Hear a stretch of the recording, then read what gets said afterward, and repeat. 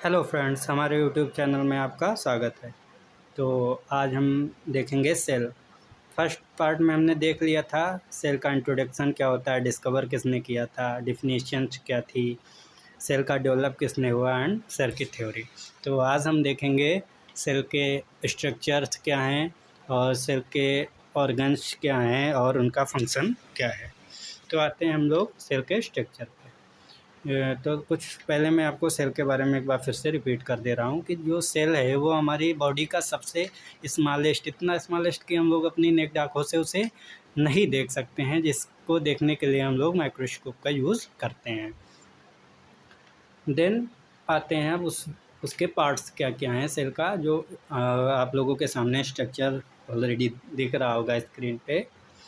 तो हम लोग देखेंगे सेल में क्या क्या आज पढ़ने वाले हैं। सेल मेम्ब्रेन क्या है, न्यूक्लियस क्या है, cytoplasm, ribosomes, mitochondria, Golgi operator, endoplasmic reticulum and lysosomes, जो ये सारे के सारे हमारे सेल के पार्ट्स होते हैं। अब हम लोग आते हैं प्लाज्मा मेम्ब्रेन। प्लाज्मा मेम्ब्रेन क्या है? प्लाज्मा मेम्ब्रेन जो है वो हमारे सेल की सबसे आउटर लेयर है, जो हमारे सेल को एक एरिया दे रही है, एक बाउंड्री प्रोवाइड कर रही है एंड उसको प्रोटेक्ट कर रही है। अब देख लेते हैं सेल क्या है, प्लाज्मा मेम्ब्रेन क्या है। आ थिन डेलिकेटेड इलास्टिक, थिन का मतलब है कि वो बहुत ही पतली लेयर है। डेलिकेटेड, डेलिकेटेड मीन्स सेंसिटिव होता है। सेंसिटिव मतलब वो उसको कोई भी हार्म कर सकता है, कॉज कर सकता है, कोई भी बैक्टीरिया आके उसको इन्फेक्ट कर सकते हैं। इलास्टिक, वो एक लचीली होती है जिससे वो अपने साइज और शेप को चेंज कर सकती है। सेलेक्टिव परमेबल मतलब वो सबको इनसाइड आने की परमिशन नहीं ग्रांट करती, वो कुछ सेलेक्टिव चीज़ों को ही इनसाइड आने की परमिशन देती है। जैसे कि अभी आपसे, आपके घर में कोई आ जाए, बोल दे मुझे आपके पापा से मिलना है, तो आप उससे पूछेंगे आप कौन हैं, क्या काम है, देन फिर आप उससे अपने पेरेंट्स से या फैमिली मेम्बर से मिलने की परमिशन देंगे। उसी तरह से प्लाज्मा भी अपने इनसाइड ऑर्गन या सेल के इंसर्ट नहीं होने देता है without permission. Permeable, semi permeable या डबल लेयर की होती है, बाउंड्री प्रोवाइड करती है एंड सेपरेट करती है। दो पार्ट में ये सेपरेट करते हैं, internal cellular and external cellular. Internal मतलब सेल के अंदर का भाग, मतलब जैसे ये सेल है आपका, तो इसके अंदर का जितना भी एरिया है वो इंटरनल सेलुलर हो गया एंड ये वाला आपका आउटर या एक्सटर्नल एरिया हो गया। अब हम लोग देखते हैं अदर नेम इसको किस किस नाम से बोल सकते हैं। सेल प्लाज्मा मेम्ब्रेन को हम लोग सेल मेम्ब्रेन भी बोल सकते हैं। बायोलॉजिकल मेम्ब्रेन क्यों बोलते हैं? क्योंकि बायोलॉजी मीन्स होता है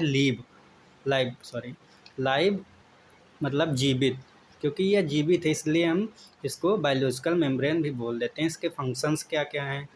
सेलेक्टिव परमेबल अभी हमने बता दिया कि हर किसी को अंदर आने की परमिशन नहीं देती है, वो कुछ गिनी चुनी चीज़ों को, जैसे कि आयरन हो गया, प्रोटीन हो गया, कैल्शियम हो गया, इन सब चीज़ों को अंदर आने की परमिशन देता है। ट्रांसपोर्टेशन का काम क्या होता है? हमारे जो सेल मेम्ब्रेन या प्लाज्मा मेम्ब्रेन है उसमें पोर्स होते हैं जिनसे अंदर कोई भी सामान आता है एंड जो भी हमारी बॉडी डिस्ट्रॉय कर चुकी है, डेथ हो चुकी है, जिनको नीड नहीं होती है हमारे सेल को, उसको रिमूव कर देती है। इससे हम लोग उससे बोल सकते हैं कि ये ट्रांसपोर्टेशन का भी काम करती है। सेल प्रोटेक्शन, अभी हमने बताया ना कि ये आउटर लेयर है, इसलिए यह प्रोटेक्ट करती है हमारी सेल की बॉडी को। बाउंड्री भी अभी हमने बता दिया है एंड यह एक रिसेप्टर का काम भी करती है। अब हम देखते हैं दूसरा क्या है, कंपोजिशन। ये बनी किन चीज़ों से हुई है? जो हमारी ये प्लाज्मा मेम्ब्रेन है वो किन किन चीज़ों से मिलके बनी हुई है? ये लिपिड से मिलके बना हुआ है। प्रोटीन, कार्बोहाइड्रेट, फॉस्फोलिपिड्स लेयर से ये मिलके हमारा प्लाज्मा मेम्ब्रेन बना हुआ है। अब देखते हैं न्यूक्लियस। न्यूक्लियस जो है वो हमारे सेल का या बॉडी का बोल दो एक बहुत ही इम्पोर्टेंट ऑर्गन है, जिससे हमारी बॉडी एक एक जनरेशन से दूसरे जनरेशन तक इंफॉर्मेशन को ट्रांसफ़र करता है। एंड ये जो न्यूक्लियस होता है इसमें हमारे जेनेटिक मटेरियल्स होते हैं। और देख लेते हैं लोकेशन देख लेते हैं। जैसे कि ये हमारा सेल हो गया और ये सेंटर में होता है। ये तो केवल हमने न्यूक्लियस का ही आपको स्ट्रक्चर दिया है। हम ये देख लेते हैं, इधर उधर सारे ऑर्गन्स होते हैं, सेंटर में हमारा न्यूक्लियस होता है। अभी हमने बताया जेनेटिक मटेरियल, इसके अंदर क्या होते हैं, जेनेटिक मटेरियल होती हैं। और ये कितने में डिवाइड होता है, 3 में। न्यूक्लियर मेम्ब्रेन, न्यूक्लियर मेम्ब्रेन, फिर आ गया मेम्ब्रेन की जहाँ जहाँ बात आएगी वो हमारी लिपिड से मिलके बनी होती है, जो डबल लेयर की होती है।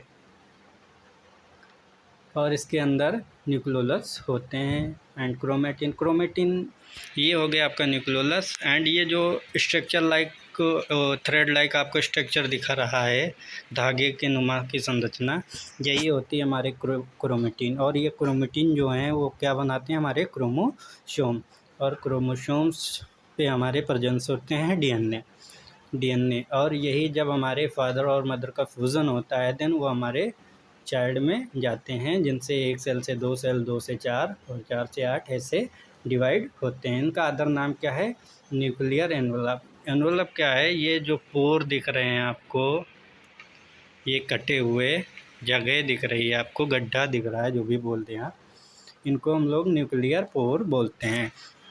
क्यों, क्योंकि इनको न्यूट्रिशंस की भी नीड्स होती है, जिससे इनको अंदर ले जाने में हेल्प करते हैं। एंड इनके अंदर जो भी वेस्ट मटेरियल होता है जिनकी नीड नहीं होती है वो इससे रिमूव करते हैं, इसलिए हम इसको न्यूक्लियर पोर भी बोलते हैं। अब हम लोग देखते हैं साइटोप्लाज्म। साइटोप्लाज्म क्या है, साइटोप्लाज्म जो हमारे सेल का, ये तो जैसे कि ये हमारा एक सेल हो गया, इसमें एक लिक्विड भरी होती है। साइटो मीन्स होता है सेल एंड प्लाज्म मीन्स होता है लिक्विड।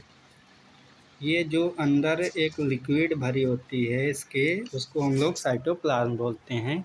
और ये कहाँ पे, आउटसाइड ऑफ न्यूक्लियर, न्यूक्लियर के बाहर, मतलब सेल का ये न्यूक्लियर हो गया आपका सेंटर में। देन बाहर आपका बाहर जो भी है जितना भी लिक्विड होता है वो साइटोप्लाज्म हो गया। और इनसाइड सेल के अंदर और न्यूक्लियर के बाहर। प्रॉपर्टी क्या है, थिक सॉल्यूशन, ये गाढ़ा सॉल्यूशन होता है। And surrounded by cell membrane, ये सेल मेम्ब्रेन के आसपास होता है। और बना किस चीज़ से होता है, ये पानी से, वाटर बोल रहे हैं, सॉल्ट और प्रोटीन, आयरन एंड कैल्शियम वगैरह से मिलके ये बना होता है। फंक्शन हमने इस पर लिखा नहीं, बट इसके फंक्शंस जो होते हैं वो हमारे सेल्स को न्यूट्रिएंट्स प्रोवाइड करते हैं। न्यूट्रिएंट्स जैसे कि भाई हमें भी भूख लगती है, आपको भी भूख लगती है, तो हमारे मम्मी पापा जो हैं वो भोजन देते हैं। वही काम करता है हमारा साइटोप्लाज्म। जो है वो किसी भी पार्ट को वाटर की ज़रूरत, सॉल्ट की, प्रोटीन की या फिर आयरन की जो भी ज़रूरत है वो प्रोवाइड कौन करता है, साइटोप्लाज्म। देन हम आते हैं आपको इंडोप्लाज्मिक रेडिकुलम जो होता है वो कहाँ पे पाया जाता है, पहले देख लेते हैं। इंडोप्लाज्मिक रेडिकुलम है, इंडो मीन्स होता है इनसाइड, मतलब सेल के अंदर। देख लेते हैं एक बार, स्ट्रक्चर से बना देते हैं। ये सेल है तो इसके इनसाइड, और प्लाज्मिक मीन्स जो प्लाज्मा भरा होता है इसमें। एंड रेटिकुलम मीन्स होता है नेटवर्क, मतलब ये जो हमारे सेल के अंदर एक नेटवर्क का काम करते हैं। इनका फंक्शन क्या होता है, स्टोरेज का फंक्शन होता है, कलेक्शन का काम होता है। जैसे कि कैल्शियम, प्रोटीन, लिपिड को वो कलेक्ट करते हैं। जैसे कि अभी हमको 2 दिन खाना नहीं मिला तो फिर हमें देन एनर्जी की ज़रूरत पड़ती है, तो यही लोग प्रोवाइड कराते हैं। कैल्शियम स्टोरेज हो गया, प्रोटीन सिंथेसिस का काम करते हैं, लिपिड मेटाबॉलिज्म का काम करते हैं। और ये दो टाइप के होते हैं, एक स्मूथ होता है, एक रफ़ होता है। ये जो आप देख रहे हैं इस पे डॉटेड रेड वाले पे आप अगर ध्यान देंगे तो ये वाइट कलर के डॉटेड डॉटेड स्पॉट कुछ बने हुए हैं, तो इनको हम लोग बोलते हैं राइबोसोम्स। इन पे राइबोसोम्स प्रेजेंस होते हैं। और ये वाले जो होते हैं हम दिखा रहे हैं, ये वाला पार्ट आपका, इस पे कुछ नहीं है, ये स्मूथ होते हैं। अब इसमें देख लेते हैं क्या होता है अंदर, देख लेते हैं difference between smooth and rough endoplasmic reticulum. अब रफ क्यों कहा जाता है, क्योंकि इन पे राइबोसोम प्रेजेंस होते हैं, और राइबोसोम्स हमारा क्या करता है, प्रोटीन का सिंथेसिस करता है। एंड स्मूथ वाले पे कुछ नहीं होता है। और ये कहाँ पे प्रेजेंट होते हैं, साइटोप्लाज्म जो हमने आपको बताया है वो लिक्विड होता है ना, उसके अंदर ये प्रेजेंस होते हैं। सिंथेसिस क्या करते हैं, जो इस रफ वाले होते हैं वो लिपिड एंड प्रोटीन का सिंथेसिस करते हैं, और जो स्मूथ वाले होते हैं वो प्रोटीन का सिंथेसिस करते हैं। और ये एक रफ होता है, एक स्मूथ। देन हम आते हैं अब आपका लाइसोसोम। लाइसोसोम क्या है हमारा, लाइसोसोम को हम लोग एक नाम से और भी जानते हैं, suicidal bag. Suicidal bag means कुछ गलत नहीं बोल सकते हैं, क्योंकि सुसाइडल बैग मीन्स अगर जैसे कि प्लाज्मा मेम्ब्रेन हमारा किसी बैक्टीरिया या वायरस से नहीं फाइट कर पाया और वो देन इंसर्ट हो गए, तो हमारे पास एक ही बॉडी गार्ड नहीं होता है। सेल के अंदर भी कुछ ऐसे मटेरियल्स या ऑर्गन्स होते हैं जो फॉरेन बॉडी से फाइट करते हैं, उनमें से आता है लाइसोसोम। वो अपने सेल या बैक्टीरिया, फॉरेन बॉडी ऑर्गन जो भी हैं, उनसे फाइट करने के बाद उनको डेड कर देता है एंड डिस्ट्रॉय कर देता है। ये कहाँ पे प्रेजेंस होते हैं, यूकैरियोटिक सेल। यूकैरियोटिक सेल हम लोग सेकेंड लेक्चर में पढ़ेंगे, और इसमें देख लेंगे कि ये काम क्या करते हैं आल्सो का। ये बोले तो एक डाइजेस्टिव सिस्टम का, सेल के अंदर जो डाइजेस्टिव सिस्टम होता है उसका भी काम करते हैं। उनका फंक्शन क्या अभी हमने बता दिया, डिस्ट्रॉय बैक्टीरिया, वायरस या फिर फॉरेन बॉडी जो भी होती हैं उनका ये डिस्ट्रॉय करता है। देन अब हम लोग आते हैं, दूसरा क्या है, mitochondria. Mitochondria is a most important part of the cell, क्योंकि जो माइटोकॉन्ड्रिया है वो, उसको हम लोग powerhouse of the cell भी बोलते हैं। पावर हाउस मीन्स आप क्या समझते हैं, जैसे कि पावर हाउस मीन्स क्या होता है, जहाँ से इलेक्ट्रिक आती है। आप लोग यही सोच रहे होंगे ना, हाँ बिल्कुल सही है, जहाँ से इलेक्ट्रिक आती है उसको हम लोग पावर हाउस ही बोलते हैं, क्योंकि वहाँ पे जो इलेक्ट्रिक आती है वहाँ पे वो स्टोर रहती है, देन वो हमारे सिटी में या हमारे हाउस पे आती है।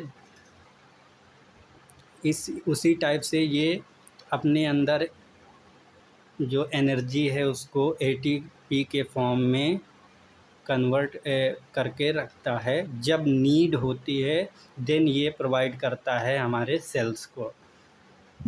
देख लेते हैं कहाँ कहाँ पे होता है, इसका लोकेशंस क्या है। ये साइटोप्लाज्म फिर वही बात आ गई कि साइटोप्लाज्म के अंदर होती है। ये डबल लेयर होता है, एक देख सकते हैं ये जो ब्राउन कलर का देख रहा होगा, एक ये हो गया, देन एक दूसरी ये हो गया जो फिंगर लाइक स्ट्रक्चर दिखा रहे।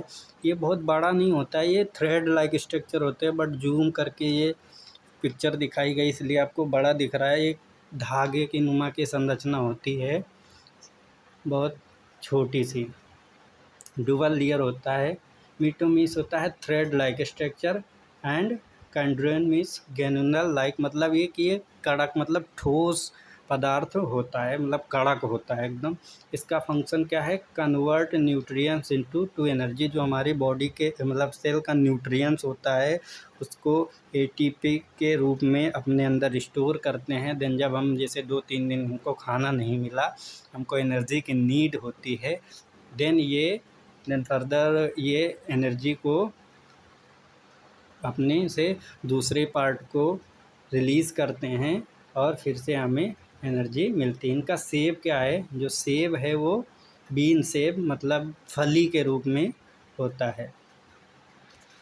अब हम लोग ने दूसरा देख लेते हैं क्या होता है गोल्जी ऑपरेट। गोल्जी ऑपरेट्स को हम लोग बोल सकते हैं ट्रांसपोर्टेशन ऑफ ग्रैन्यूल्स, मतलब प्रोटीन्स को हम लोग यहाँ ग्रैन्यूल्स बोलते हैं। पहले इनका देख लेते हैं अदर नेम किन किन नाम से जाना जाता है। गोल्जी कॉम्प्लेक्स के नाम से जाना जाता है, गोल्जी बॉडी के नाम से जाना जाता है, कोई कोई बॉडी गोल्जी भी बोल देता है। एंड इनका फंक्शन क्या है, सॉरी ये फाउंड कहाँ है, यूकैरियोटिक सेल। यूकैरियोटिक सेल अभी हमने आपको बोला कि सेकेंड लेक्चर में देखेंगे। लोकेशन क्या है, साइटोप्लाज्म। सेम वही कि फिर से आ गया, साइटोप्लाज्म जो लिक्विड होता है उसके अंदर ये प्रेजेंस होते हैं। स्ट्रक्चर क्या होता है, सैक लाइक। सैक मीन्स होता है बोरे, बोरे के लाइक, मतलब देखो एक अजीबोगरीब इसका स्ट्रक्चर बना हुआ है, बोरे के टाइप का स्ट्रक्चर बना हुआ है, इसको हम बोल सकते। इसमें जो है प्रोटीन जो है वो पैकिंग का काम करता है, प्रोटीन्स की जो है वो पैकिंग करके अपने अंदर रखता है। एंड जब जिस पार्ट को, जिस ऑर्गन को नीड होती है वो उसको उतना प्रोवाइड करता है, इसलिए हम इसको पोस्टमैन के नाम से भी जानते हैं। सो फंक्शन ट्रांसपोर्टेशन मैंने अभी आपको बता ही दिया है। So thank you. हमारे वीडियो को सब्सक्राइब करें, लाइक करें, ज़्यादा से ज़्यादा शेयर करें। यदि आपको कोई भी डाउट आता है तो आप कमेंट बॉक्स में हमें लिख सकते हैं। ऐसे वीडियो देखने के लिए आप हमें कमेंट्स बॉक्स में लिख सकते हैं। Thank you.